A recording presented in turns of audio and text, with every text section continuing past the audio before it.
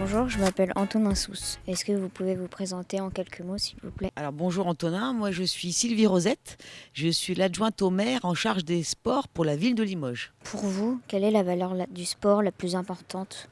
Il y a beaucoup de valeurs intéressantes au sport, moi j'ai envie d'en retenir deux qui seraient le respect et le sens de l'effort. Voilà, alors deux c'est pas une, hein.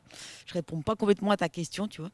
Mais le respect, parce que je pense qu'il est important de respecter dans le sport les règles, déjà, de respecter son adversaire, de respecter les spectateurs qui peuvent être là aussi parfois, et le sens de l'effort, parce que le sport, pour pouvoir performer ou même juste se faire plaisir, lorsqu'on fait du sport de façon essentiellement loisir, il faut quand même faire un minimum d'efforts.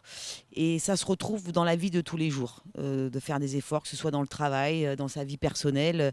Et ça, le sport, c'est vraiment une vraie vertu que vous apporte le sport. Par rapport du coup aux deux valeurs du sport que vous avez citées, est-ce que vous avez des anecdotes Ouais, que j'ai pu voir sur des ou compétitions que ou vous quoi, vous avez ou que j'ai vécu pu vous? avoir. Alors, moi, j'ai un souvenir assez marquant sur les championnats de France de pétanque, de doublette mixte, donc par équipe, un homme et une femme, qui avait eu lieu à Limoges il y a 4 ans de cela maintenant, où l'équipe qui gagne était menée 10-0 en finale. Il faisait une chaleur abominable. Ils sont menés 10-0 et petit à petit, ils se motivent, les deux, ils remontent, ils y croient, ils s'encouragent et ils gagnent 13-11. C'était extraordinaire, c'est ce qu'on appelle une remontada.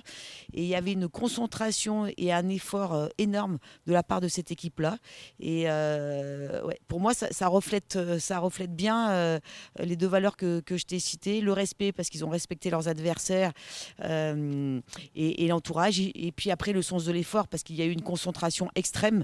Ils se sont mis dans leur bulle et ils ont fini par gagner.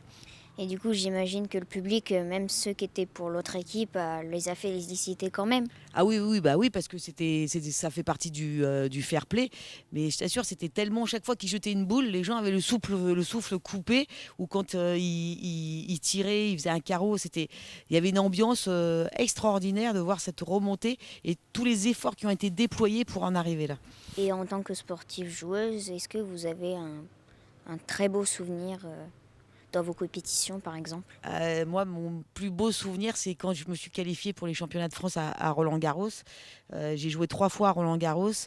Et la première fois, j'ai deux souvenirs. C'est d'abord d'avoir retrouvé des vieilles copines de quand j'étais petite, un peu plus grandes que toi, mais qui s'étaient qualifiées pour leur ligue aussi. Et on ne s'était pas vus depuis longtemps et on s'est retrouvés comme si on avait 12 ans, 14 ans. C'était extraordinaire à 40 ans de se retrouver là.